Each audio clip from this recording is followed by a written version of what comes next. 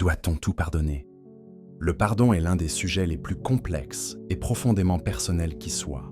Cette question soulève des enjeux éthiques, psychologiques et même philosophiques majeurs.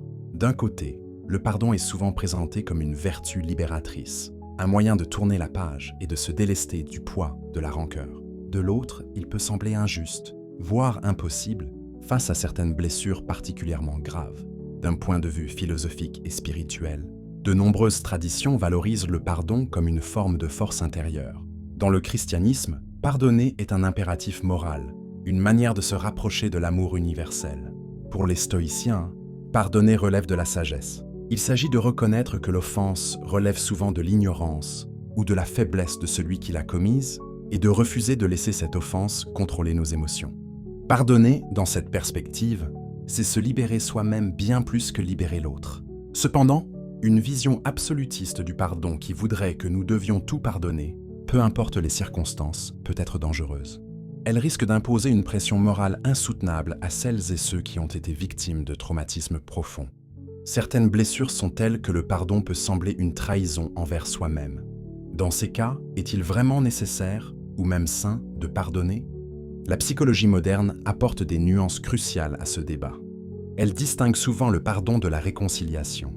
Pardonner ne signifie pas nécessairement excuser, oublier ou reprendre une relation comme si de rien n'était.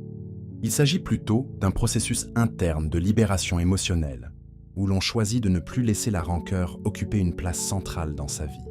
Mais ce processus ne peut être forcé. Il doit venir naturellement et son rythme varie d'une personne à l'autre. Parfois, refuser de pardonner peut être un acte de respect envers soi-même, une manière d'honorer sa propre dignité et de reconnaître la gravité de ce qu'il s'est produit. Cela ne signifie pas cultiver la haine, mais simplement accepter que certaines blessures laissent des cicatrices durables et que la paix intérieure peut passer par d'autres chemins que le pardon. Alors, doit-on tout pardonner? La réponse ne peut être universelle.